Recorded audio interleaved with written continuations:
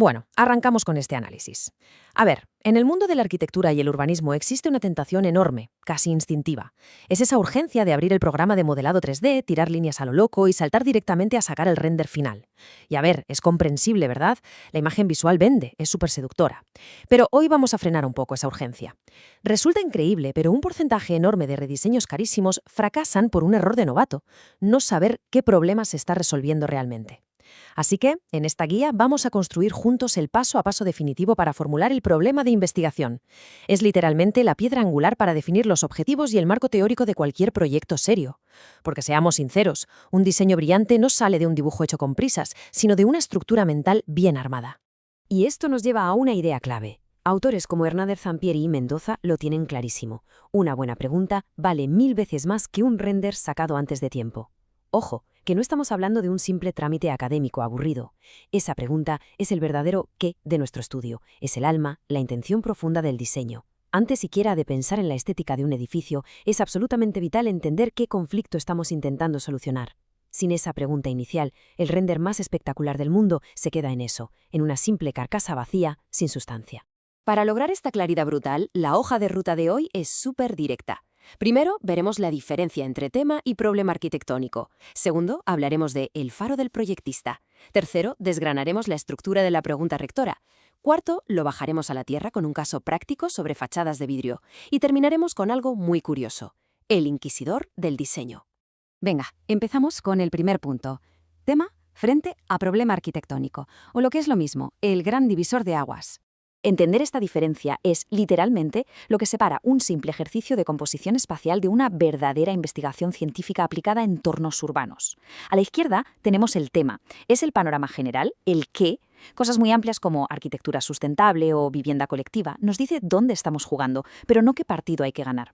A la derecha, en cambio, está el problema. Aquí entramos en el por qué y el cómo. Hablamos de tensiones súper específicas, como por ejemplo la falta de ventilación cruzada en esos departamentos minúsculos tipo monoambiente, o cómo los barrios cerrados fracturan y segregan el espacio urbano. Entonces, ¿cómo definimos exactamente este problema? Pues no es simplemente decir, aquí falta algo. Es detectar una contradicción, un vacío o una necesidad súper específica dentro de ese tema gigante. Es localizar una tensión real en la ciudad o en un edificio que nos exige generar conocimiento nuevo o aplicar técnicas diferentes. Vamos, que nos pide a gritos una respuesta desde el diseño. Y lo más importante de todo, esa respuesta tiene que basarse en evidencia pura y dura, no solo en la intuición de que algo va a quedar bonito. Pasamos al segundo punto, el faro del proyectista, o cómo guiar el diseño sin perder el rumbo. Una vez que tenemos esa tensión localizada, hay que convertirla en una pregunta, y esa pregunta será nuestro faro para marcar los objetivos futuros. Pero cuidado, que aquí es facilísimo caer en trampas de manual. Por ejemplo, las preguntas de sí o no. Decir, ¿es bueno este parque? No aporta absolutamente ninguna investigación rigurosa.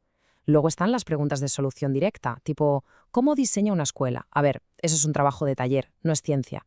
Y ni hablemos de las preguntas metafísicas, como, ¿cuál es la esencia de la belleza? Preciosas para un debate de café, pero imposibles de medir. Si usamos esto como base, nuestro marco teórico se hunde antes de empezar. Para no caer en esas trampas, aplicamos un filtro infalible, los criterios Finner, adaptados específicamente al hábitat construido. La pregunta tiene que ser factible, o sea, ¿tenemos tiempo, recursos y acceso al lugar para investigarlo? Tiene que ser interesante, aportando un valor real a la ciudad o a la técnica constructiva. Tiene que ser novedosa, darle una vuelta de tuerca al tema. Ética, por supuesto, respetando siempre a la comunidad y al medio ambiente. Y relevante, que sirva de base sólida para futuras normativas o para mejorar proyectos arquitectónicos. Si pasa el filtro Finner, tenemos luz verde. Vamos al punto 3, la estructura de la pregunta rectora. Aquí viene la fórmula. Para eliminar cualquier rastro de ambigüedad y asegurarnos de que el marco teórico aborde a variables espaciales y técnicas completamente medibles, usamos una mecánica exacta de 5 partes. Anotemos esto. 1. El interrogante, como por ejemplo, ¿en qué medida? 2. La variable, que es el fenómeno físico o social que vamos a medir, como el confort térmico. 3. El sujeto u objeto, es decir, el edificio exacto que estamos analizando. 4. El sitio, la ubicación geográfica. Y 5. El tiempo, el periodo histórico o estacional de estudio. Seguir esto paso a paso es armar un puzzle perfecto. Vamos a verlo con un ejemplo brutal para aterrizar esta fórmula abstracta en un entorno urbano real. Fijémonos en esto. ¿De qué manera la implementación de estrategias de inercia térmica influye en la reducción de la temperatura interior en las aulas de la escuela número 123 en Asunción durante el periodo estival de 2025? Es increíble, ¿verdad? Tenemos el interrogante, la variable clarísima de las estrategias térmicas, el objeto, que son las aulas, el sitio en Asunción y el tiempo. Hemos pasado de divagar sobre arquitectura bioclimática a un problema de calor extremo súper concreto y, lo más crucial, totalmente medible. Y bueno, cuando ya tenemos esta gran pregunta rectora, el protocolo nos exige desmenuzarla. La dividimos en 3 subpreguntas lógicas para sistematizar nuestro proceso de diseño. Primero, la pregunta diagnóstica. ¿Cómo está el lugar ahora mismo? Luego, la pregunta teórico-técnica. ¿Cómo lo resolvemos? ¿Qué materiales locales usamos? Y por último, la pregunta de impacto o propuesta. ¿Qué va a pasar en la ciudad cuando este edificio se integre? Hacer este desglose nos va a facilitar enormemente la vida cuando toque redactar los objetivos específicos de la investigación. Y ahora, el cuarto punto. Vamos a aplicar toda esta metodología a un caso práctico de la vida real, el dilema de las fachadas de vidrio. Imaginemos el eje corporativo moderno de una ciudad como Asunción. Todo empieza con una observación estética puramente superficial. Vemos esos gigantescos cubos de cristal idénticos y nos interesa la arquitectura corporativa en climas subtropicales.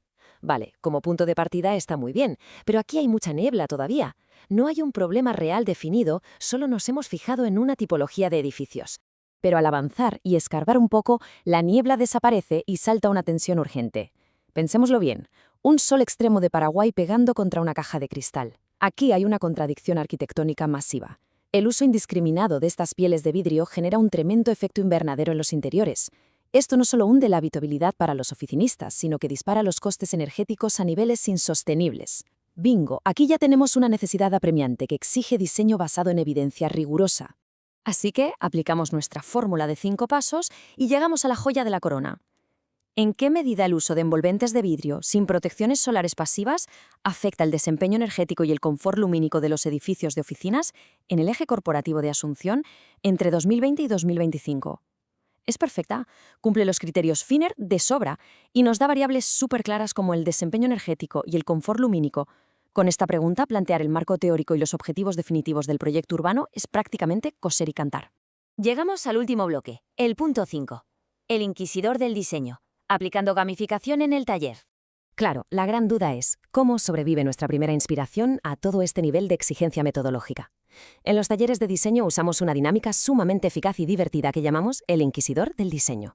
Funciona así. Sentamos una idea vaga en el banquillo de los acusados. Alguien dice, quiero hacer un gran museo de arte. Entonces el gran inquisidor, que pueden ser los profesores o los propios compañeros, ataca sin piedad esa vaguedad. ¿Y qué problema real del barrio soluciona ese museo? La única forma de no hundirse es levantar el escudo de la pregunta, defendiendo la idea con una variable medible, como la accesibilidad universal o la revitalización económica. Es un filtro implacable, pero funciona de maravilla. Al final del día, todo este rigor, los criterios, las variables, el inquisidor, todo se resume en una actitud vital, la curiosidad estructurada. Hacer la pregunta correcta es un acto de pura humildad profesional. Es admitir que antes de imponer nuestro diseño o nuestro capricho visual a la ciudad, necesitamos investigar profundamente. Esa es la chispa que transforma la arquitectura, alejándola de ser un simple adorno gigante para convertirla en algo verdaderamente útil y necesario para sus habitantes.